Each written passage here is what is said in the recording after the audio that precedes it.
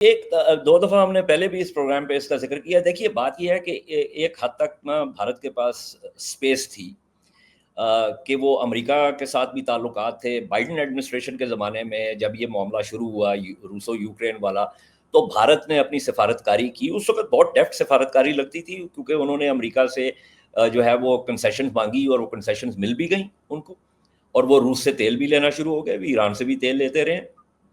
تو بھارت کا خیال یہ رہا ہے کہ ہماری جو پوزیشن ہے، جو مطلب جغرافیائی اعتبار سے بھی، معاشی اعتبار سے بھی، اور جو ہمارے جو اسٹرکچرل روابط ہیں امریکہ کے ساتھ، اور امریکہ کے جو اس وقت مفادات ہیں خطے میں جو کہ ہمارے ساتھ جڑے ہوئے ہیں، ان تمام وجوہات کو مد نظر رکھتے ہوئے امریکہ جو ہے وہ ہم پر جو ہے وہ ہتھوڑا نہیں ہمیں مار سکتا. اچھا، اب وہ بائیڈن صاحب تو رخصت ہو گئے ہیں، اب آ گئے ہیں ٹرمپ صاحب. اب ٹرمپ صاحب جو ہیں ان کا جو مزاج ہے وہ یہ ہے کہ جیسے ایک پہلی دوسری اور تیسری جماعت کا قاعدہ ہوتا ہے نا، جسے آپ انگلش میں پرائمر کہتے ہیں، تو جس کے اندر ہوتا ہے کہ آ بابا آ، کھا بابا کھا، جا بابا جا. تو وہ ان کا جو ورلڈ ویو ہے وہ بہت سادہ ہے. اس کے اندر یہ ہے کہ جی دنیا جو ہے وہ اس نے امریکہ کی جیب میں ہاتھ ڈالا ہوا ہے.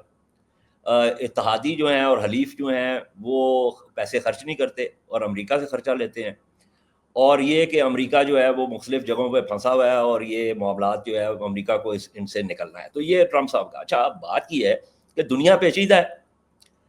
اب وہ جب آپ اپنا قاعدہ لے کے جاتے ہیں دنیا میں تو دنیا کی پیچیدگی دیکھتے ہیں تو وہاں معاملات کچھ اور ہو جاتے ہیں. اب ٹرمپ صاحب جو ہیں ان کا یہ ہے کہ وہ چین کے ساتھ تجارت کے معاملات طے کرنا چاہ رہے ہیں. چین نے اس وقت ان کی گدی پر ہاتھ رکھا ہوا ہے. امریکہ کی گدی جو ہے وہ اس وقت چین کے ہاتھ میں ہے، کیونکہ چین نے جو 17 ریئر ارتھ ایلیمنٹس ہیں جن کی ایکسٹریکشن، سیپریشن اور ریفائنمنٹ پر چین کی مونوپلی ہے. چین نے کہا ہے کہ چین اس کی پرائس بھی کنٹرول کر سکتا ہے، چین اس کی سپلائی بھی کنٹرول کر سکتا ہے. چین نے یہ اب لوگوں کو کہا ہے، یورپین یونین کو بھی کہا ہے کہ جب آپ یہاں سے یہ لیں گے تو آپ ہمیں بتائیں گے کہ یہ کس صنعت میں جائے گا، یہ اس کا استعمال کیا ہوگا. یہ ساری چیزیں امریکہ کرتا رہا ہے، اب چین بھی یہ کر رہا ہے. تو چین کے ساتھ تو ان کے تعلقات، روس کے ساتھ یہ ہے کہ روس کے ساتھ ان کے تعلقات تو وہ تو پوٹن صاحب کے ساتھ بہت وہ تھے. پوٹن نے ظاہر ہے وہ ایک اسٹرکچرل ریزن ہے کہ وہ یوکرین میں کیوں اس نے جنگ شروع کی. تو اب ٹرمپ صاحب کو یہ ہوا کہ بھائی یہ تو میری بات ہی نہیں سنتا. تو اب انہوں نے کہا کہ میں تجھے 12 دن دیتا ہوں، 12 دن میں یہ نہ ہوا تو سینکشنز لگیں گی. اب روس کے اوپر پہلے ہی سینکشنز لگی ہوئی ہیں.